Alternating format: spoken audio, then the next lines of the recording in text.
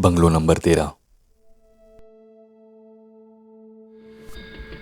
3 दोस्तों ने सिर्फ रहने की जगह मांगी थी,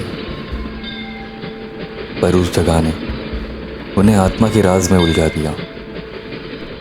बंगलो नंबर 13 क्या सिर्फ एक खाली मकान था या जिंदा कैद खाना? क्या आप भी उस दरवाजे को खोलने के लिए तैयार हो जहां मौत इंतजार कर रही है?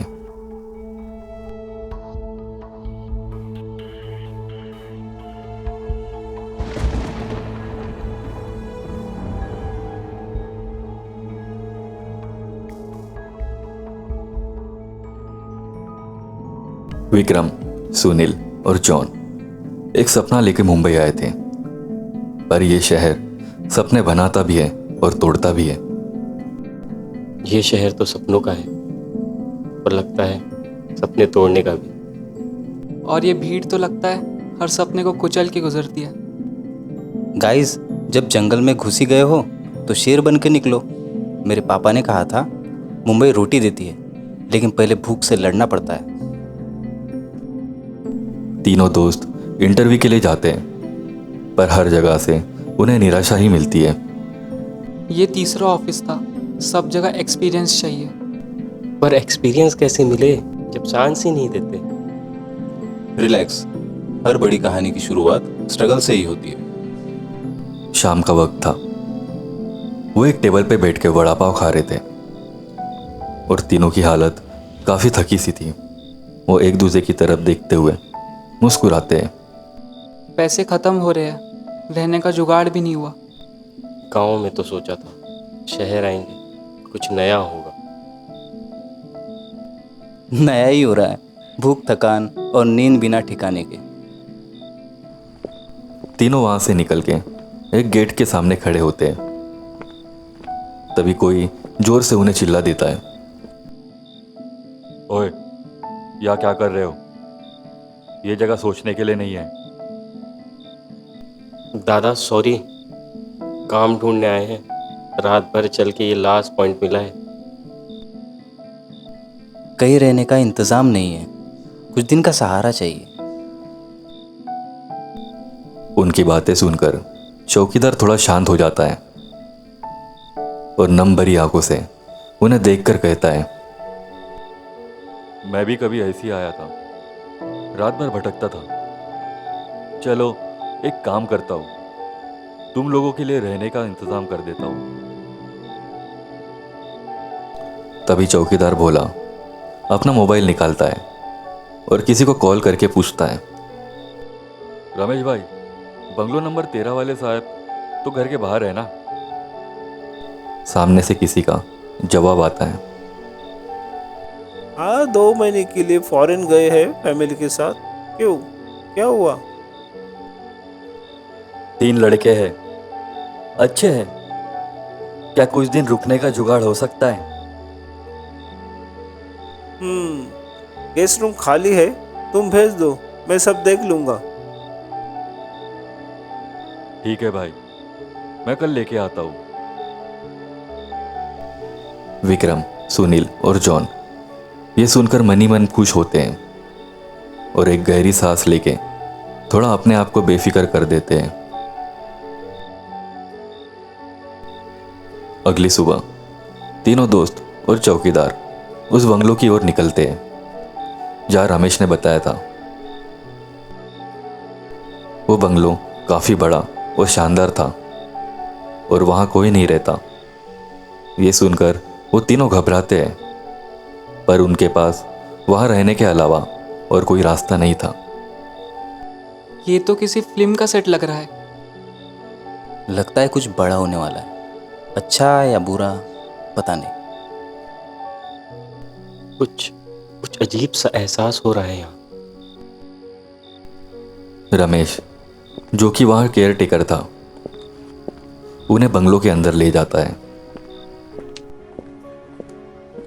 यह है तुम्हारा रूम, किचन में सामान है, कुछ भी चाहिए होगे तो बता देना।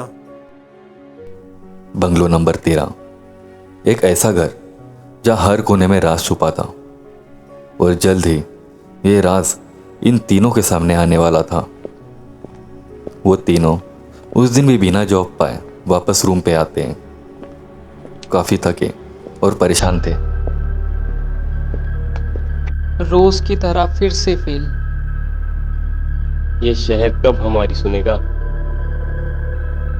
कल की रात कुछ अलग थी, आज भी कुछ हो सकता है। रात के 12 बज चुके थे। तीनों गहरी नींद में सोए थे। तभी हवा में सरसराहट होती है और विक्रम हवा में उड़ जाता है, जैसे कोई जादुई शक्ति उठा रही हो, और उसे वो शक्ति उठाकर बंगलो के बेसमेंट में ले जाती है और उस बेसमेंट में एक बेड पर जाके रख देता है। तभी उसकी आंख खुल जाती है। वो घबराते हुए, ये मैं यहाँ कैसे? वो काफी डरा हुआ था। चारों तरफ काला अंधेरा था और हर तरफ टूटा फूटा फर्नीचर और कुछ पुराना सामान था। तभी उसकी कानों पे एक आवाज आती है, मुझे न्याय चाहिए, मैं भूली नहीं हूं, मेरी मदद करो। कौन हो तुम? क्या चाहती हो? विक्रम इधर उधर देखता है पर उसे कुछ नजर नहीं आता। वो भागते हुए गेस्ट रूम के कमरे में पहुंचता है जहां जॉन और सुनील सोए हुए थे। जॉन, सुनील, उठो उठो, यहाँ कोई है जो मुझे बुला रही है। अरे भाई, फिर से बुरा सपना देखा क्या? तुम ज्यादा मत सोचा करो और वापस से सो जाओ। हाँ, और कुछ ज़्यादा ही हॉरर मूवीज़ देख ली तुमने। पर यह सपना नहीं था, यह एक आत्मा का पहला पैगाम था। तभी हवा में सरसराहट होती है और एक साया वहां उनके सामने तैयार होती है। वो देख के तीनों सुन्न हो जाते हैं। तीनों एक दूसरे की तरफ देखते हैं पर उन्हें कुछ समझ नहीं आता। वो साया जाते हुए विक्रम के पास एक चिट्ठी छोड़ देता है। ये कौन थी और कहाँ से आई? वो तीनों काफी डरे हुए थे। उन्हें समझ नहीं आता उनके साथ अभी जो हुआ वो क्या था। तभी विक्रम के पास जो चिट्ठी पड़ी थी वो उसे उठाता है और पढ़ता है, यहाँ जाओ, काम मिलेगा। ये तो डायरेक्ट भगवान का मैसेज है। या किसी और की चाल? नहीं नहीं, हमें यहाँ से निकल जाना चाहिए। पर तीनों पहले ही काफी तकलीफ में थे और जॉब पाने के अलावा उनके पास और कोई रास्ता नहीं था। वो उस चिट्ठी को लेकर ऑफिस जाते हैं। उस चिट्ठी पे एक कोड और एक सिग्नेचर थी। विक्रम सिक्योरिटी गार्ड को चिट्ठी दिखाता है। यह तो डायरेक्टर साहब के सिग्नेचर है, आप जा सकते हो। वो लोग अंदर जाते हैं और मैनेजर को चिट्ठी दिखाते हैं। मैनेजर उस चिट्ठी को देखकर शॉक हो जाता है। आप मिस्टर खुराना को जानते हो? हाँ, मैं उनका पुराना दोस्त हूँ। उनका कैबिन किधर है? मैनेजर विक्रम को लेके खुराना के कैबिन के पास ले जाता है और विक्रम कैबिन को अनलॉक करने के लिए कोड डालता है। ब्रो, तुझे ये कोड कैसे पता? ये तो सिर्फ बॉस को ही पता होता है। विक्रम जॉन और सुनील को बिना कुछ कहे बॉस चेयर पे बैठता है और वहां रखे लैपटॉप को शुरू कर देता है और कुछ वीडियोस और फोटोज सोशल मीडिया पे अपलोड कर देता है।